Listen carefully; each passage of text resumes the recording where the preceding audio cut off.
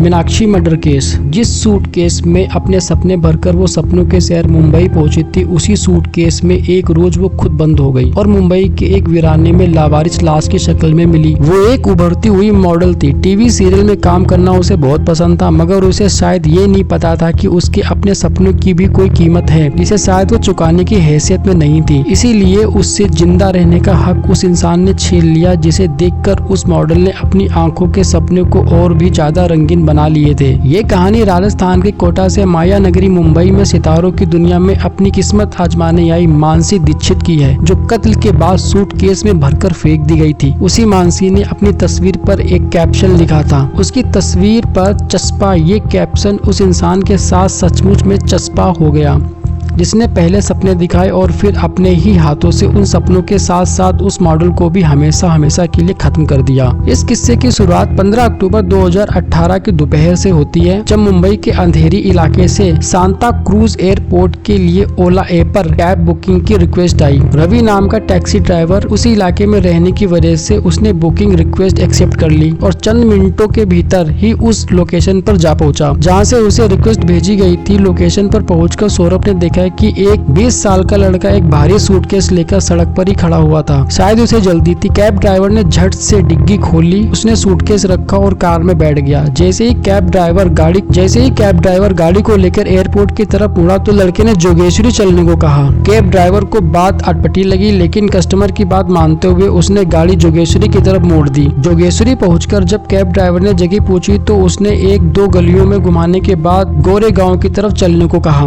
उसकी हरकतों को देखकर ऐसा लगा कि जैसे वो किसी को ढूंढ रहा है। गोरे गांव में थोड़ी देर भटकने के बाद उस लड़के ने मलाड चलने को कहा। बार बार जगह बदलने की वजह से कैब ड्राइवर झुंझलाने लगा, मगर लड़का अपनी ही बात पर अड़ा था। उसे इस बात से कोई फर्क नहीं पड़ रहा था कि कैब का किराया बढ़ता जा रहा है। मलाड की तरफ कार ले जाने पर उस लड़के ने मलाड में माइंड स्पेस के बाहर कार रुकवाई। कैब का किराया देते हुए उसने कहा कि वो कुछ देर यहीं माइंड स्पेस में बैठकर अपने दोस्त का इंतजार करेगा। उसके आने के बाद वो दोनों ऑटो में बैठकर एयरपोर्ट जाएंगे। उसके बाद लड़के ने सूटकेस निकालने के लिए डिग्गी खोलने को कहा। सूटकेस काफी भारी था, वो लड़का अकेले उसे बाहर नहीं निकाल पा रहा था। तब रवि ने उसकी मदद की तो उसने भी महसूस किया कि सूटकेस वाकई में सामान्य से बहुत ज्यादा भारी था। फिर भी रवि ने गौर नहीं किया और वहाँ से चला गया। वहाँ से जाने के बाद कैब ड्राइवर को कुछ खटका हुआ। वो सोचने लगा कि आखिर उस भारी भरकम सूटकेस में क्या था। आखिर वो लड़का सुनसान सड़क पर झाड़ियों के किनारे क्यों उतरा। वो सांता क्रूज एयरपोर्ट जाने की बजाय जोगेश्वरी, गोरेगांव और मलाड में क्यों घूम रहा था। इन्हीं सवालों से जूझते हुए कैब ड्राइवर ने यू टर्न लिया और वापस वहां पहुंचा जहां उसने लड़के को कैब से उतारा था। वहां पहुंचकर उसने देखा कि लड़का वो वहां नहीं है, अलबत्ता झाड़ियों में वही सूटकेस जरूर पड़ा हुआ था।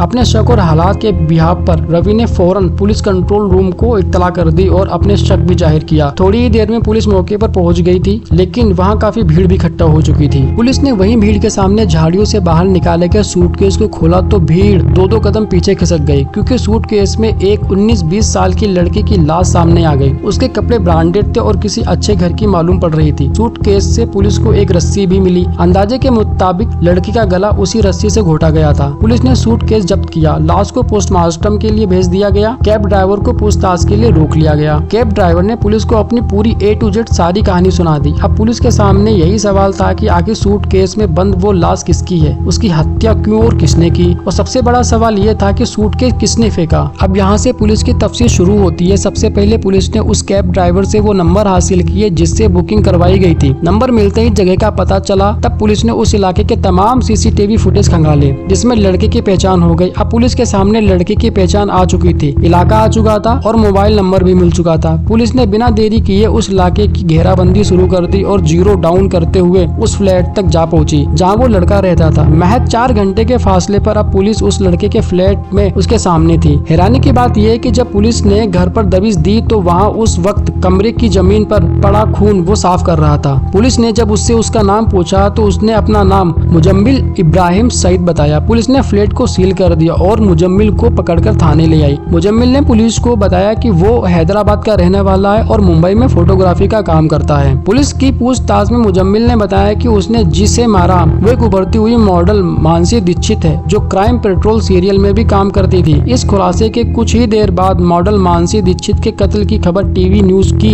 सुर्खियां बन चुकी थी। मुंबई से करीब 900 किलोमीटर दूर राजस्थान के कोटा तक ये खबर सोशल मीडिया और टीवी न्यूज के जरिए पहुंच गई। इस खबर के टीवी के पर्दे पर उतरते ही कोटा के स्टेशन रोड पर मंगलयान अपार्टमेंट के फ्लैट नंबर 602 में कोहराम मच गया, क्योंकि ये घर कोटा के रेलवे वर्कशॉप में काम करने वाले ऋषि दीक्षित का था और मानसी उनकी बेटी थी। वो अपने सपने पूरे करने की गरज से सपनों के शहर मुंबई गई थी। मानसी के मर्डर की खबर ने उनकी माँ और बहन को तोड़ कर रख दिया। वो जैसे तैसे मुंबई पहुंचे। दीक्षा ने पुलिस को बताया कि मानसी बचपन से ही मॉडलिंग और फिल्मों की दीवानी थी। उनकी माँ भी ब्यूटिशियन है, तो उन्होंने हमेशा अपनी दोनों बेटियों को परफेक्ट रहना सिखाया था। माँ से मिले सहयोग के बाद मानसी ने छोटी उम्र से ही अपने आप को मॉडलिंग और फिल्मों के लिए तैयार करना शुरू कर दिया था। लेकिन पुलिस के सामने अब सबसे बड़ा सवाल ये था कि क्यों एक उभरती एक्ट्रेस की हत्या कर दी गई। मुजम्मिल इब्राहिम सईद का इस हत्या से क्या ताल्लुक है? इसके बाद पुलिस ने मुजम्मिल का मुंह खुलवाया तो हैरान करने वाला सच सामने आया। शुरुआती जांच में ये सच सामने आया कि 20 साल की मॉडल की हत्या लकड़ी के स्टूल से सिर पर वार करके की गई थी। इसके बाद लाश को ट्रेवल बैग में पैक करके मलाड वेस्ट इलाके की झाड़ियों में फेंक दिया गया। अब सवाल यही था कि आखिर क्यों